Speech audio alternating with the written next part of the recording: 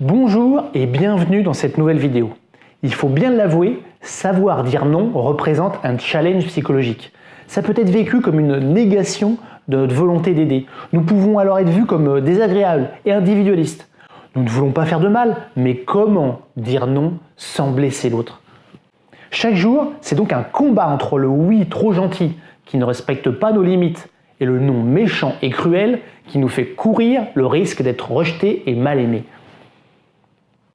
Le refus est donc une situation délicate qui peut entraîner de l'angoisse et du malaise lorsque vous arrivez à formuler le refus, voire une perte de temps lorsque ce refus n'arrive pas à passer le seuil de votre bouche. En effet, votre temps n'est pas illimité et accepter une demande, c'est en refuser d'autres. Vous laissez alors votre entourage prendre le contrôle de vos journées et de votre temps. Savoir dire non tout en respectant l'autre permet de dégager du temps pour ce qui est important pour vous en écartant toutes les sollicitations qui ne concourent pas à vos priorités et votre épanouissement. La méthode respect que je vais vous expliquer permet de dire non tout en respectant l'autre, mais en respectant aussi vos propres priorités. La méthode respect se décompose en 6 étapes. Tout d'abord, réaliser l'intérêt de dire non. C'est l'étape numéro 1.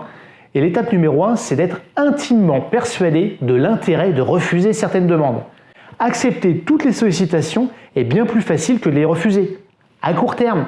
Mais c'est la raison majeure du manque de temps. Vous laissez les autres gérer votre vie. Deuxièmement, étudier la demande. L'étape numéro 2 permet de temporiser pour étudier en conscience la demande. La temporisation permet de répondre à la demande en respectant les besoins de l'autre et en faisant attention à ses propres priorités. Cette réponse peut être positive ou négative. Troisièmement, sonder les enjeux de cette demande. L'étape numéro 3 consiste à prendre du recul sur vous-même et la relation avec le demandeur. Au-delà de la simple analyse rationnelle, vous devez être à l'écoute de vos émotions. Vous devez également être lucide sur l'enjeu de votre réponse et sur la relation avec le demandeur. Quatrièmement, prenez du recul. Dans l'étape numéro 4, vous allez prioriser la demande par rapport à vos autres actions. Prenez du recul par rapport au contenu de la demande elle-même pour juger de son importance et donc de sa priorité. Cinquièmement, effectuez votre choix. Les 4 premières étapes vont vous permettre d'avoir les éléments pour décider de refuser ou d'accepter. C'est l'étape numéro 5. Vous avez compris la demande, vous avez conscience des biais liés à votre comportement et les enjeux de la relation et vous avez déterminé sa priorité. Vous pouvez donc décider. Sixièmement, communiquer le refus.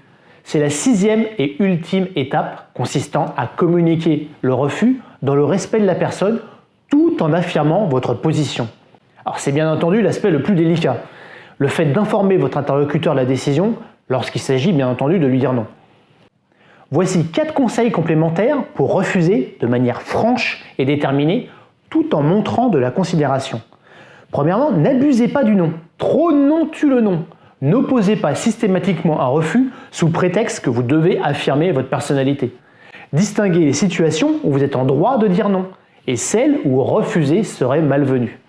Vous risqueriez de passer pour un individu égoïste et peu sympathique.